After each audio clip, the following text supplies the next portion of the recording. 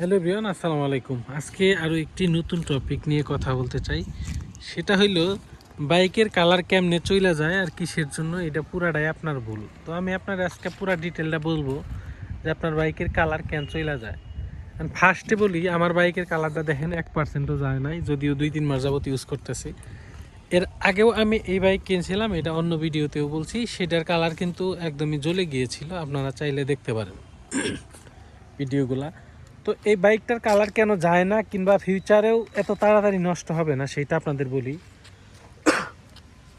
আমি মূলত বাইকটা কিনছি 2 মাস। 2 মাসে 2টা ফ্রি সার্ভিস করাইছি।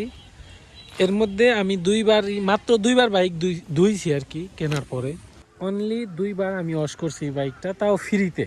কারণ ওয়াশ করার সময় আমি কিন্তু এই ট্যাঙ্কির এইখান দিয়ে কোনো প্রকার পানি বা সাবান শ্যাম্পু কিছুই দেই নাই। এখানে স্টিকার উঠা যাবে, পানি দিলে দেই নাই। জাস্ট ইঞ্জিনের নিচে, এমনকি চাকার মধ্যে কিছু ময়লা ছিল, এইগুলা রিমুভ করার জন্য জাস্ট হালকা একটু পানি মেরে ওকে।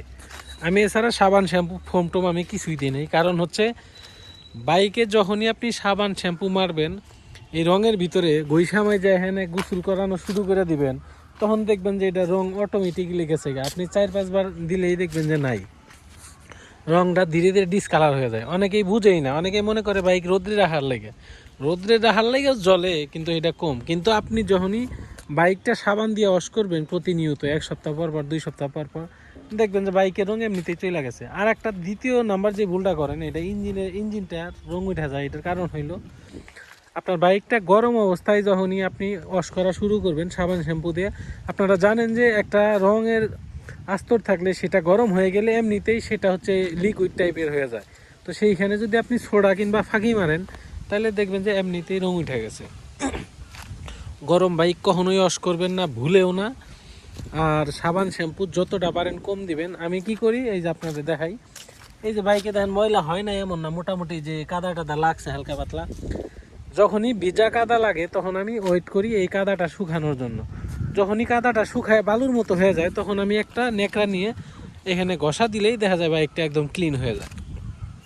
এই ক্ষেত্রে আমার টাকা বাইচা গেল বাইক ওয়াশ করার, প্লাস হচ্ছে বাইকের রঙের রিস্কটা থাকলো না, বাইকটা ওয়াশ করা লাগলো না, কোনো ঝামেলা নাই। তো আপনারা চাইলে কিন্তু ময়লাগুলো শুকায় গেলে তখন হচ্ছে আপনারা একটা ন্যাকড়া দিয়ে ঘষা ময়লাগুলো উঠাই ফেলতে পারেন।